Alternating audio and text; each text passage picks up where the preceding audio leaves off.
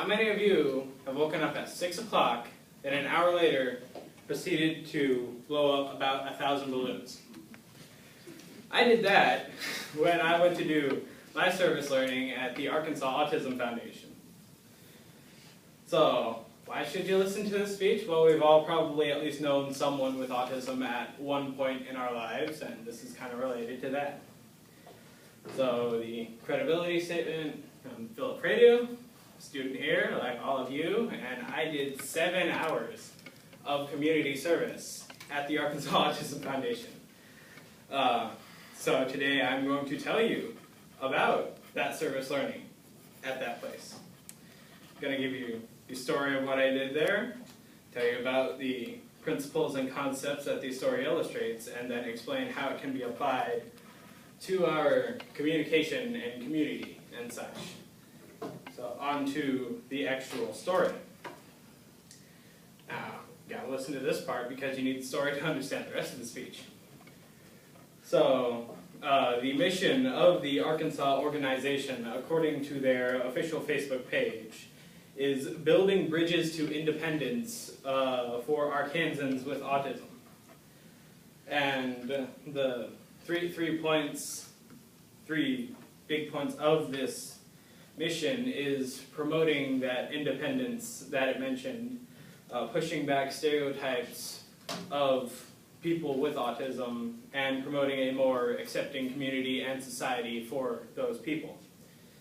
So now into the actual story. I was volunteering there with my NSCS chapter, the Honor Society thing. We got there at 7 o'clock and met up with the coordinators of the event. And there were several other groups of people, like high schoolers and other people, volunteering with us. And this was all at War Memorial Field. At the beginning of the day, we started in this little back room with all of these balloons. We sat there blowing up a lot of balloons.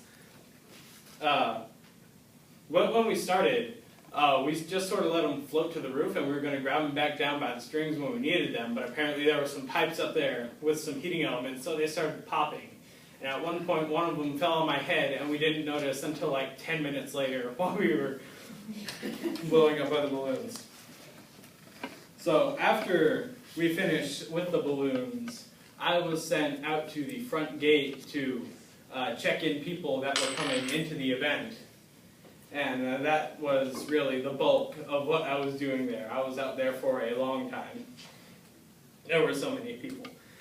And then after that, all those balloons that we took and blew up, we took those out into the field where the whole festival thing was happening, and then handed them out to everyone for this big balloon release that they were holding for a person that had passed away that was part of the organization.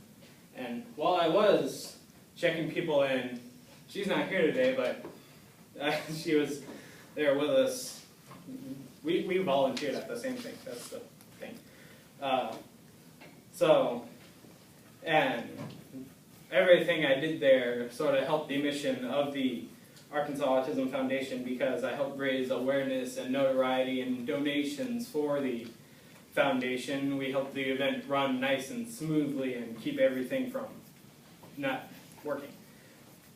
Now, on to the concepts and such. So, now, why you gotta listen to this part? I'm explaining things. That's why you gotta listen to it. So the first principle that I chose for this was communication is both verbal and nonverbal, and the definition according to the survival guide is pretty self-explanatory. Communication is both made up of verbal and nonverbal elements. And the example I have of this concept as it relates to the service learning is that while we were blowing up those thousands of balloons, no one really talked about what we were doing. All the talking was just kind of socializing, not really talking about anything. But everyone still kind of fell into a role and found a system, and we all kind of efficiently got that done without actually telling anyone to do anything.